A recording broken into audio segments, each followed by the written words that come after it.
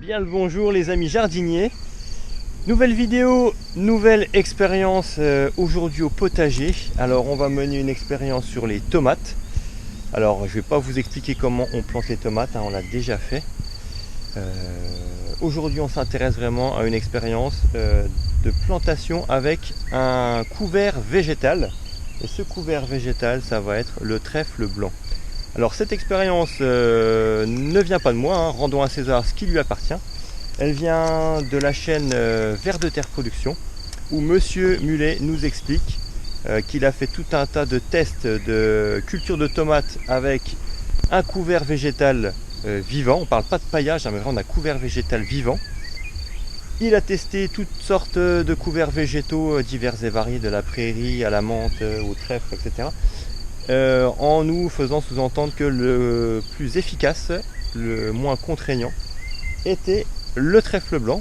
Donc ça fait également écho à une vidéo un peu plus ancienne qu'ils avaient mis sur cette même chaîne d'ailleurs, à peu près aux alentours du mois de novembre dernier. Et donc voilà, c'était une expérience que j'avais envie de mener ici.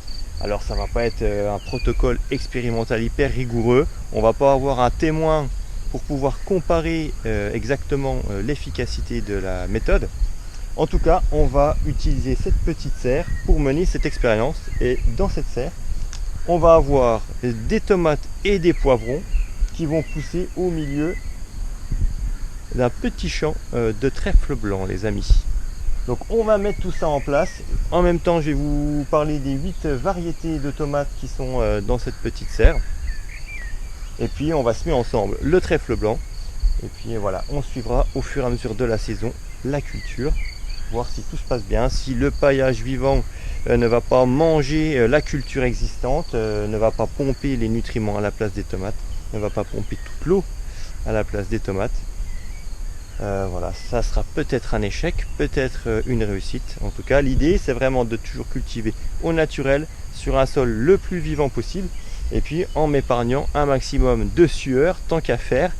Si ça peut m'éviter de l'arrosage et en même temps améliorer mon sol, ah bah là, ça serait magnifique les amis. Bon allez, c'est parti tout de suite, on va planter ces 8 pieds de tomates. Alors, le protocole n'est pas détaillé dans la vidéo que j'avais regardée sur la chaîne Vers de Terre Production. Mais j'imagine quand même que les plants de tomates sont plantés en premier, sur des plants déjà bien implantés, bien grands on va dire. Et puis ensuite, le couvert végétal, j'imagine aussi qu'il n'est pas planté au pied même des plants, qui se sont laissés aller une petite marge de 20 cm à peu près autour du pied de tomate ou du pied de poivron, comme ça va être le cas dans cette serre. Et puis ensuite par marcottage, les trèfles, ce sont des plantes qui sont assez envahissantes, j'espère d'ailleurs ne pas faire une grosse boulette avec ça. On verra bien en fin de saison. Et donc voilà, on sème en toute fin ce trèfle blanc. Ici côté sol, on est vraiment sur un sol qui est hyper fertile, puisque là on est sur un tas de compost qui était réalisé il y a à peu près 3-4 ans. Il y a eu du compost accumulé, de la tonte, des déchets verts en tout genre, un peu de fumier de cheval. Ça a composté pendant plusieurs années, et puis ça fait à peu près 2 ans qu'on le cultive. L'année dernière c'était des choux, et donc cette année j'y ai placé la serre. Alors l'emplacement n'est pas tip top, pour les tomates c'est quand même pas mal ombragé, mais bon, ça devrait quand même suffire. On devrait avoir quand même quelques bonnes heures de soleil sur la serre par jour. Donc là on va s'intéresser aux variétés de tomates. On a donc ici une Cherry Stone. Alors ça c'est une nouveauté de cette année côté goût, donc je pourrais pas vous en dire beaucoup. En tout cas Cherry Stone, c'est une petite tomate cocktail. Bon, on verra bien par rapport au goût en fin de saison, je vous dirai si elle est plutôt sucrée, acide, etc. En termes de productivité, c'est pareil. Alors, de façon à équilibrer un petit peu les plants, on va alterner un plant de tomate plutôt buissonnant avec un plant de tomate plutôt longiligne. À côté, donc, on a comme plant longiligne un Old Norway. Donc, Old Norway, vieille Norvège. C'est une tomate type cœur de bœuf. Alors, pas complètement pointu sur l'extrémité, mais voilà, une magnifique tomate assez grosse, comme donc type cœur de bœuf, rose, bien charnue, peu de pépins et une chair franchement ouais, bien sucrée, bien généreuse. Là, c'est des valeurs sûres. En plus, c'est une variété qui est assez résistante au climat frais, même si on est dans une optique ici de réchauffement climatique, etc., avec des températures plutôt caniculaires. Voilà, les jours frais, les automnes frais vosgiens lui conviennent très bien. Elle se tient bien chez nous. Ensuite, après, on a la variété. Alors, on est sur quoi là? Chocolat Stripes. Alors ça, c'est une nouvelle variété aussi. De mémoire, je ne sais même plus si c'est une apéro cocktail ou si c'est une grosse tomate. On aura la surprise. Faut bien de temps en temps avoir un petit peu de suspense dans la saison. Qu'est-ce que j'ai mis ici? Bon, une classique, un cœur de bœuf rouge. Ça, c'est comme All Norway, ce sont mes semences.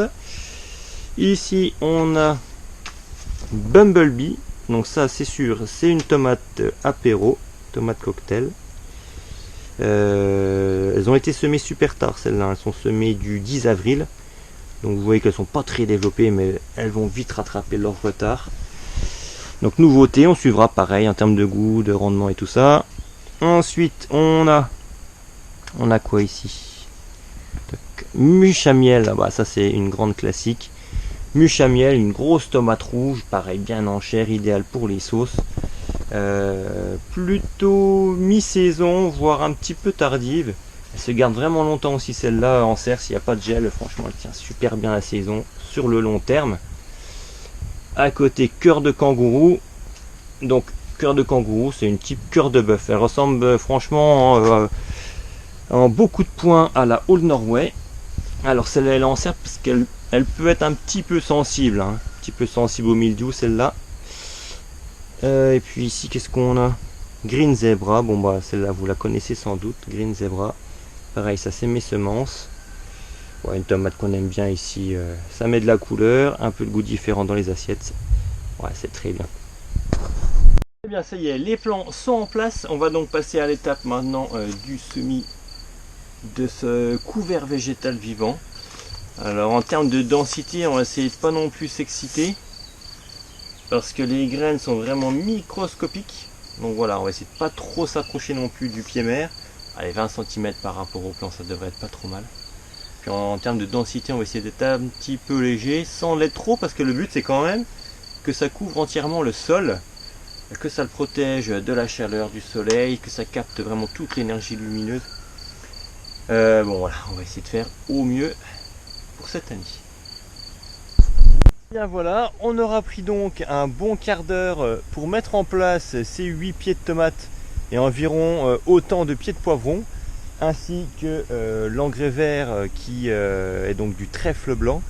Je vous rappelle également que ce trèfle blanc a été choisi par rapport à ses caractéristiques, à savoir très couvrant, à savoir une bonne capacité de marcottage, donc il va vraiment recouvrir un petit peu partout, même là où il n'y a pas eu de graines avec les semelles.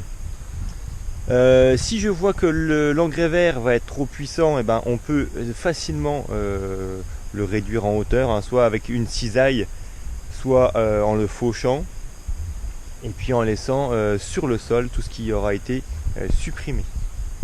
Donc voilà, affaire à suivre. Donc vous aurez également compris que les images que vous avez vues ne sont pas actuelles, hein, elles datent d'environ 3 semaines maintenant. À l'heure où là, cette fois, on est le 9 juin. Vous voyez que les plants de tomates ont déjà bien poussé. On a même les premières tomates. L'engrais vert a également germé. Voilà, on peut voir que le petit trèfle blanc, voilà, est bien sorti.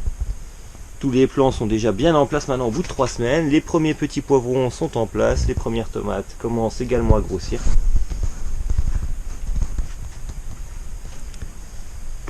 Donc voilà, j'espère que cette petite expérience aura piqué votre curiosité, que vous n'hésiterez pas à suivre l'évolution de tout ça au fur et à mesure de la saison.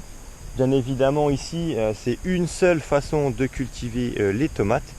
On a également de la tomate sous serre, hein, la grande serre qui est juste derrière, que vous commencez maintenant à connaître.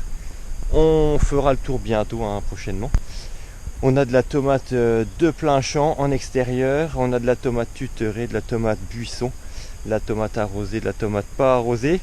Voilà, on essaye pas mal de choses, et puis pour toujours essayer d'améliorer les choses et vous faire un rendu le plus objectif possible. Bon bah voilà, on en finit avec cette vidéo. On se retrouve très très bientôt pour une prochaine qui sera certainement consacrée, je pense, voilà, 3 choses qui marchent vraiment bien en ce moment. Et puis 3 petites galères parce que tout n'est pas tout rose cette année, hein. Il y a certaines choses qui résistent, mais donc on verra ça tout prochainement. Allez, à très très bientôt. Ciao, bye bye.